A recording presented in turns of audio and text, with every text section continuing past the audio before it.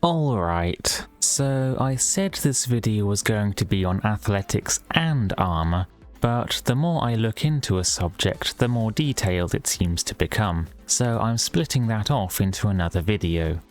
As somebody pointed out, pickpocketing and lockpicking, unless they can be expanded upon, may be better off merged back into one skill, security, leaving behind a gap in this list. That I'll get to in a later video, but first, conveniently, the physical training tree I came up with earlier I'm not too happy with. It's messy, doesn't really have a nice form, and tries to merge too many skills into one without expanding enough on any of them. I think we can split this back up into athletics and armor, and add more perk ideas to each. The new athletics tree starts with a perk that reduces stamina costs for power attacks and bashes across all weapon skills, including unarmed, which doesn't have its own perks in the unmodded game. So if people playing as a warrior feel like power attacks cost too much, they can choose to fix it by investing more perk points. For this second perk, I've lifted the carry weight effect from the pickpocket tree and nerfed it because it's available sooner. For many people, this was the only reason they invested into pickpocket, so that's a couple of wasted perks saved as well. With the return of the attribute system, and the hybridization of the other leveling method, that puts a lot of focus back onto leveling strength to increase carry weight. So these athletics perks give an alternative way to increase that if needed.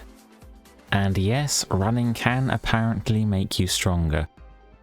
The third one is another general use perk, Windwalker, made available earlier and opened up to all weight classes, but costing more points for the end result. It also now matches the recovery perk, which will be going into the mysticism tree when I get around to it, and replaced with a health regeneration perk for the restoration tree, giving a perk for each of those three stats. Next up is a perk for people who want to invest into making a more nimble character by upgrading their dodge in some manner. This may also disincentivize heavier builds from going further up the tree.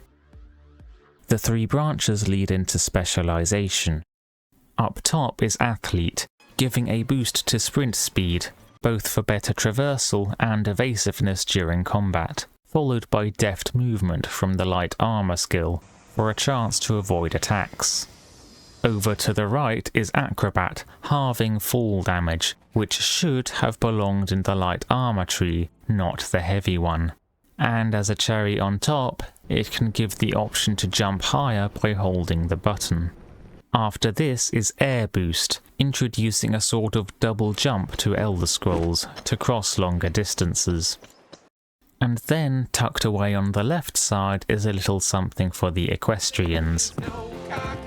The first perk is to improve general horse use, and the second one for damaging and knocking down enemies that the horse sprints or charges into, and also allowing the horse's rearing up move to be used as an attack against enemies in front of the horse.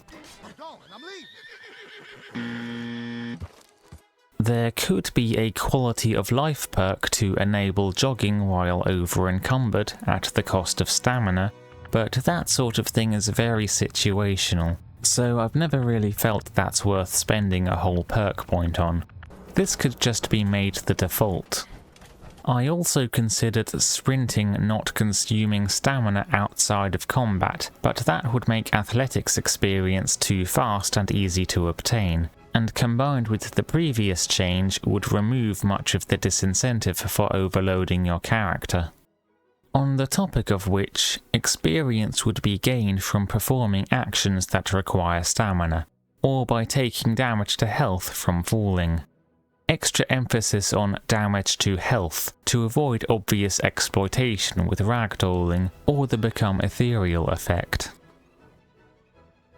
Maybe when Bethesda finally gets a better engine, in future games they can add complicated movement ideas, like climbing ladders, steep slopes that the player slides down, which discourage lazy mountain climbing, and bring back a rudimentary climbing system to the Elder Scrolls for buildings and angular terrain. Lastly, we're just missing a passive bonus from leveling the athletics skill itself. I think walking speed should generally be kept the same across all characters. Jogging speed is a maybe. That may already have enough input from armor weight, the speed attribute, and even character height, not that you'd really notice that. Sprint speed is a better idea, since that's something you actively choose to do, spending stamina and leveling athletics in the process.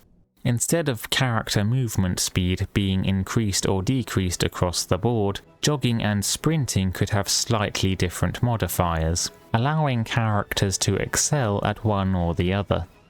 Here is a list of current movement speeds. I can't find an exact formula that determines movement speed, so I'll just go straight to making up my own.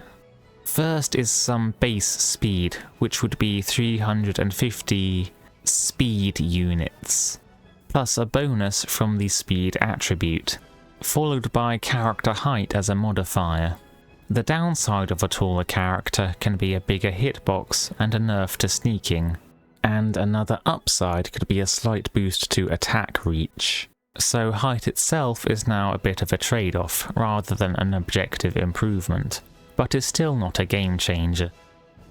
This is followed by a surprisingly long list of movement modifiers. A controller stick enjoys the added ability of choosing speeds in between these states. Here's a few more athletics ideas which I've scrapped. There is the option to reduce time passed when fast travelling, but that wouldn't be very useful, and I think in-game travel options should be improved instead of encouraging fast travel anyway. There's the duration one can hold their breath for. This could have some base value, say 20 seconds, and then increase by 1 every 1 or 2 levels, but Argonians wouldn't get any use out of this, unless there were some other changes, such as the addition of poisonous gas in some underground caverns.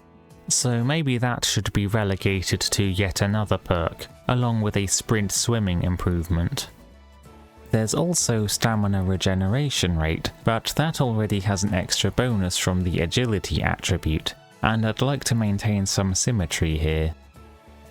Going back to carry weight for a moment, in addition to forcing you to prioritize what loot to take, carry weight also serves the purpose of giving the player some upper limit to the resources they can have at their disposal at a given time, but also the freedom to allot that space however they wish.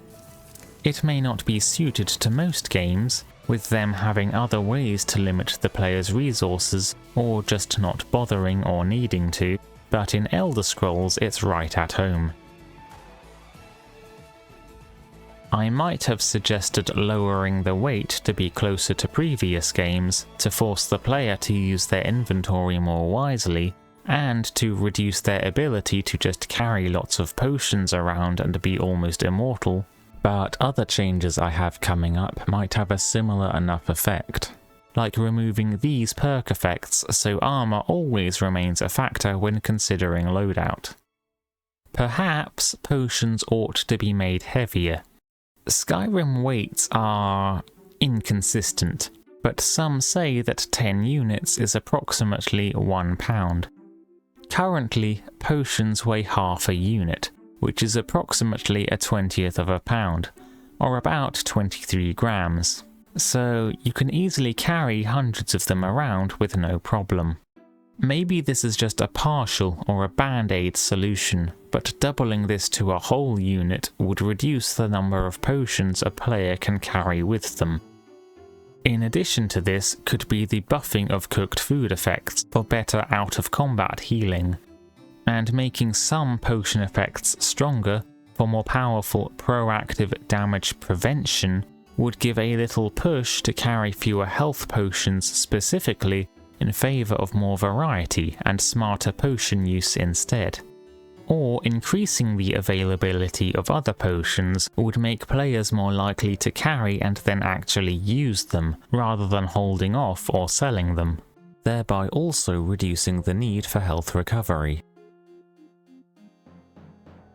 The White Vial could offer an Estus-like healing system, but it is rather out of the way, requires a significant progression into the main storyline, and is very weak for the effort needed to be put in to get it. And we'll just quickly estimate the other derived stats as well. These attributes try to stay true to the spirit of the older games, while also adding in some new ideas that are relevant to Skyrim, and also attempt not to make any attribute overly strong or weak, though that's a little hard to do with endurance and personality. There are numerous ways you could determine these, but for the purpose of getting the video done, I've settled on this as a sort of proof of concept. You could probably think up something better in the comments if you like. It's not overly convoluted, and allows for some build variation right away, from the life the character has led up to this moment, instead of everyone starting the game bearing a close resemblance to a blank slate.